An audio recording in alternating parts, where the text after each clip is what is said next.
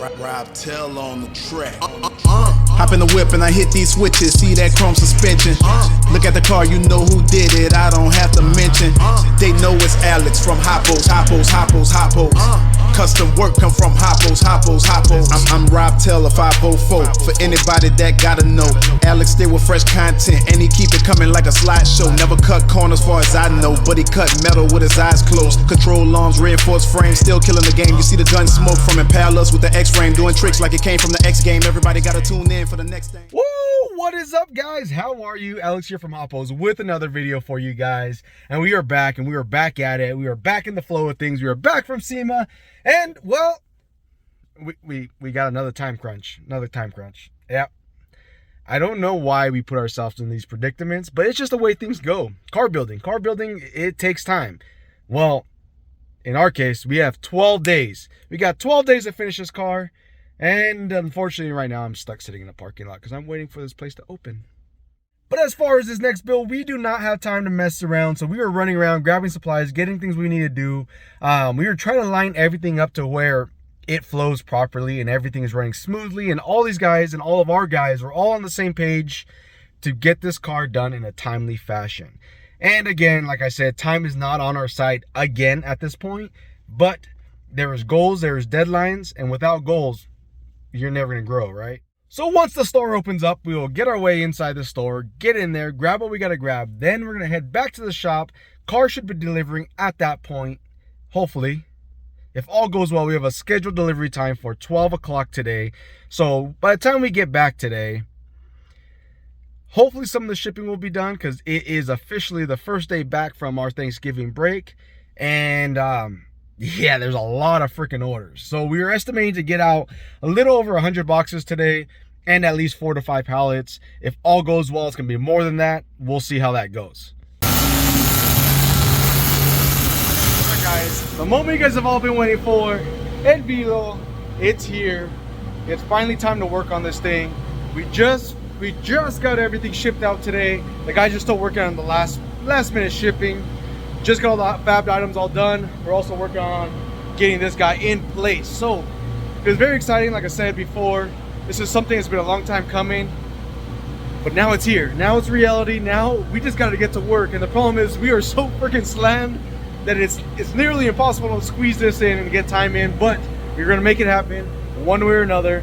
We just got it pulled into his final resting spot for the rest of this build. We wanted to clear out a whole bunch of space. Pretty much we got a 20 by 20 all cleared out. That way we can work on this in peace and not have to move anything. And yeah, now it's game time. Well, as you guys can see right now, we got pretty much just a rolling chassis here. There's still going to be a lot of work that's going to be getting done to this front side. The guys at CNC are going to be handling all this, taking care of all this. Excuse me if it's loud right now. We got the compressor running behind us right now, but we got to get this guy off of the go jacks. We got to get temporary slowdowns. I know a lot of you guys are asking about this at SEMA in the SEMA video. These were just temporary slowdowns. We didn't want to just put a plug. We want to put something a little fancy, but these are pretty much going to be trash now. But we got to get this all situated and get this lined up. We got to do some holes and got to mark this out. We got to drill some holes in the firewall to get the hard line in on both sides.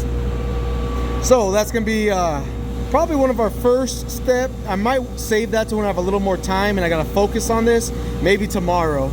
But for today, get the go jacks off, get this trunk opened up here, and pretty much start getting the battery racks, solenoids, wiring, solenoids, all that in place. The way that we have this rack designed here is pretty much it bolt in. So all the work was able to get done, not had to worry about welding, welding to the chassis or worried about, the body because it's already all painted.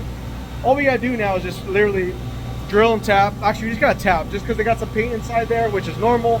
So we're gonna tap that out, get that all cleared up. We're running 4 5/8 bolts through there if I'm not mistaken. It's been a while since we've kind of seen this, so I believe it's 4 5/8 bolts.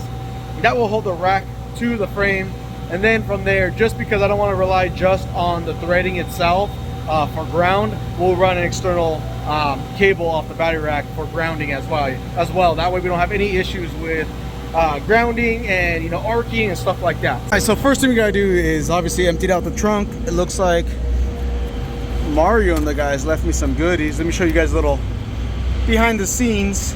I don't know if I'm actually supposed to be showing that to you guys, but this needs to get put away in a safe spot, and inside the car is going to be a safe spot for right now. So we'll get these just kind of put inside here, get this whole trunk cleared up, get this thing all vacuumed out, wiped up, cleaned up. Because once the racks go in, obviously it makes it a lot harder to get other stuff in here. So getting all this cleaned up first is ideal.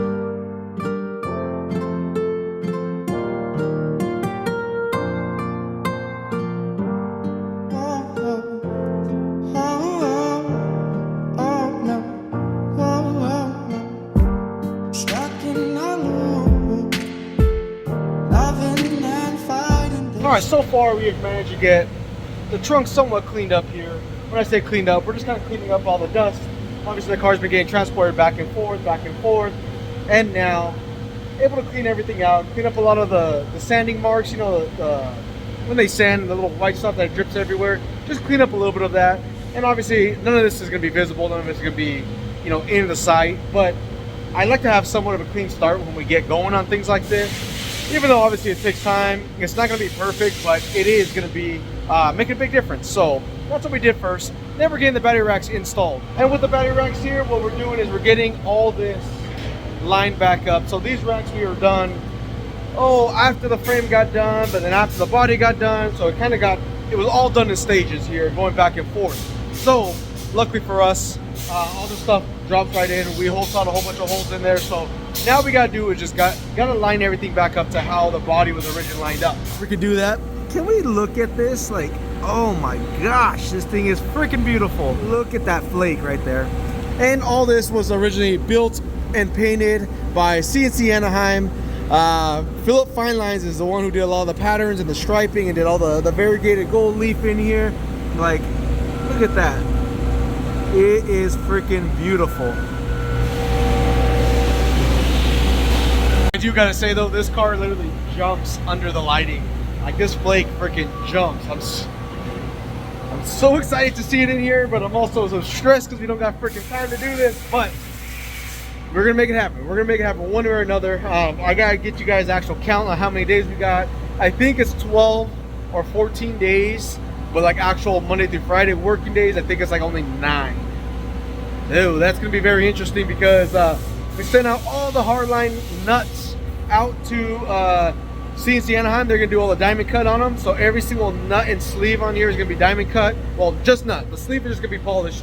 But we gotta wait for that to come back. There's also 2 fittings that we sent out to chrome to get actually diamond cut, shaded, and chromed as well. So we gotta wait for those to come back. But in the meantime, we're trying to do what we can, and also gotta get 10 Optimas on order.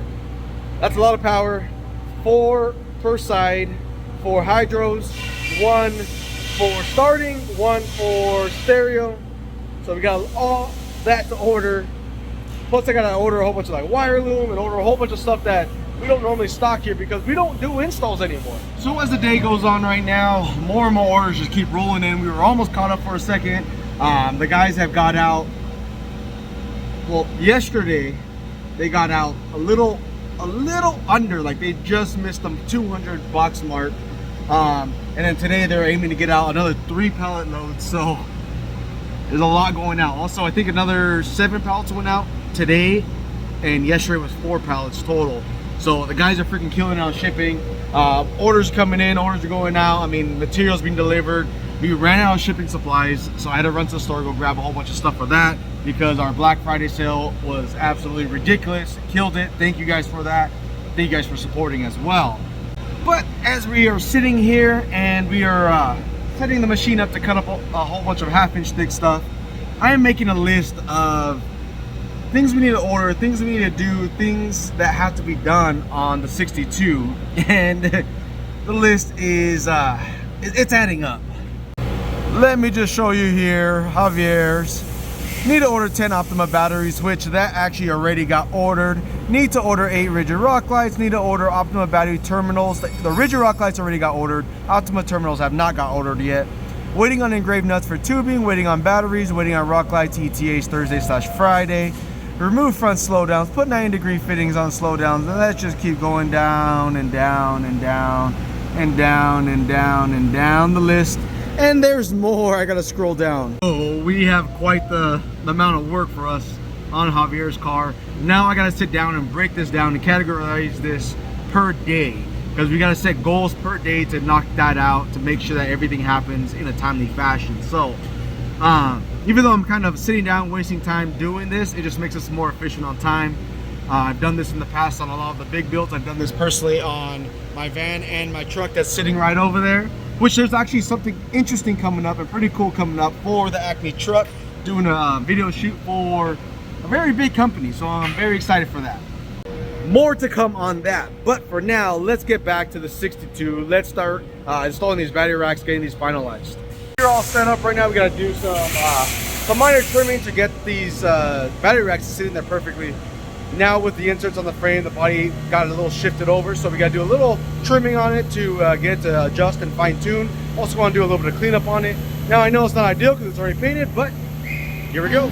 Searching for affection, but searching isn't finding. Sit back and relax, 'cause love is blinding.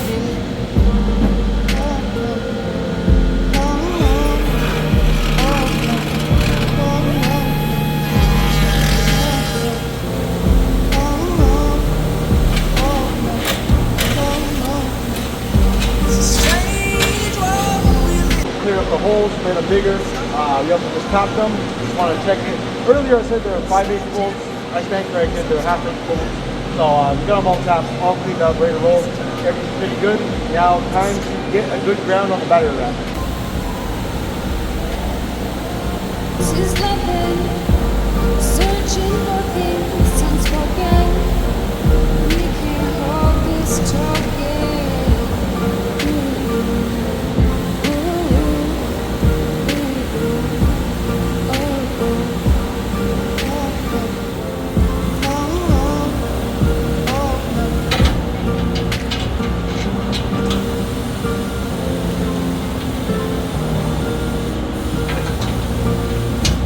Touch the fire.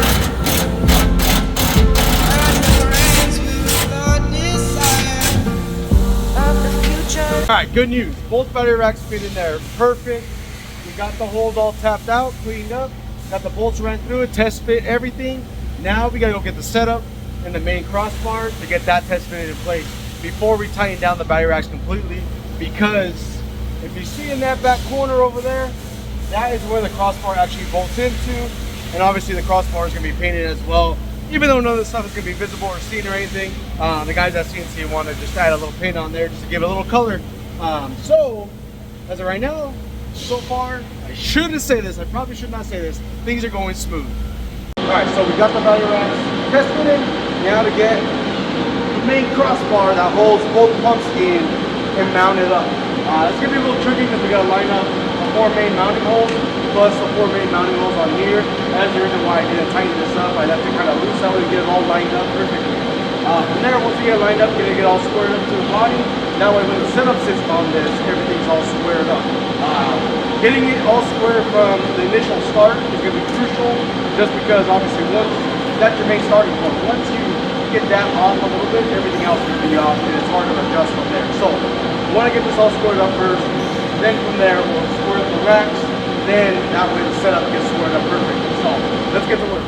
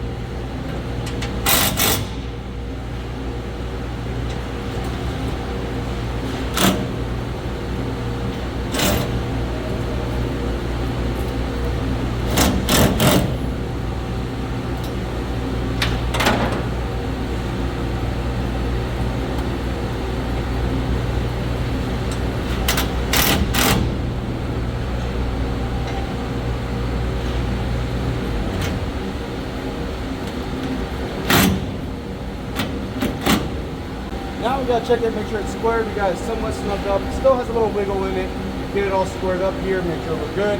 Then we start moving on to the next step.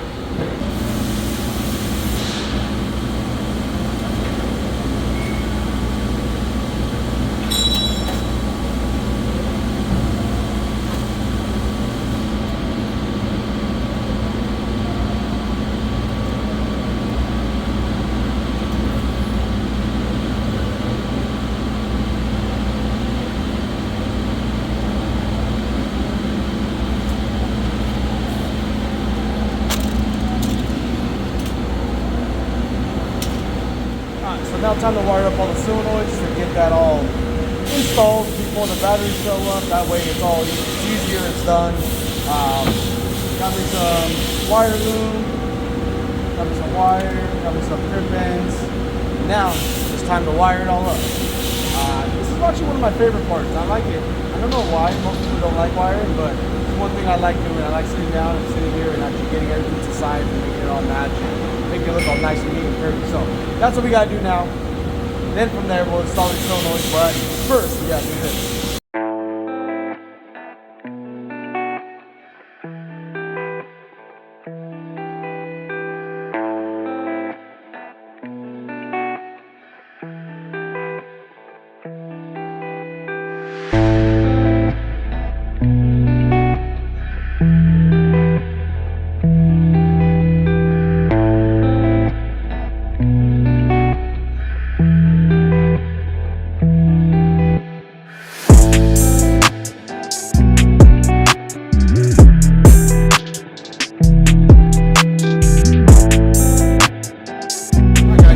Solenoids wired up. We got them all running on the S terminal here. We removed the nut and the washer off the I terminal just because that's a dead terminal for us for low riding road. We're not going to use it. So yeah, we got all of our wiring all done. I got the wire loom on it. I got it crimped and I got it heat shrunk on both sides. Looking nice and good. Super clean. Just simple, nothing crazy. But this part is done now, so now we gotta get these lined up in the car, get them installed. That way we don't have to worry about fighting with batteries and getting our hands on the backside of things. Alright, so now I have to make me up a solenoid rack real quick. I was gonna originally mount it behind the batteries like we normally do, but I think I'm gonna actually change it on this one. I think I'm gonna make these ones tucked below the setup. That way we have access to them. Just because I feel like he's gonna be driving it more, but we'll see. I'm gonna get that done up right now, which I just gotta go program. So I'm gonna get that programmed up. In the meantime, it's almost closing time here, so I will see you guys in the next video. On the next video, we'll be getting a whole bunch more wired up, installed, and we'll probably be working on the front. Thank you guys for always liking, sharing, subscribing. We'll see you guys in the next video. I'm out. On the track. Hop in the whip and I hit these switches. See that chrome suspension. Look at the car, you know who did it. I don't have to mention. They know it's Alex from Hoppos. Custom work come from Hoppos.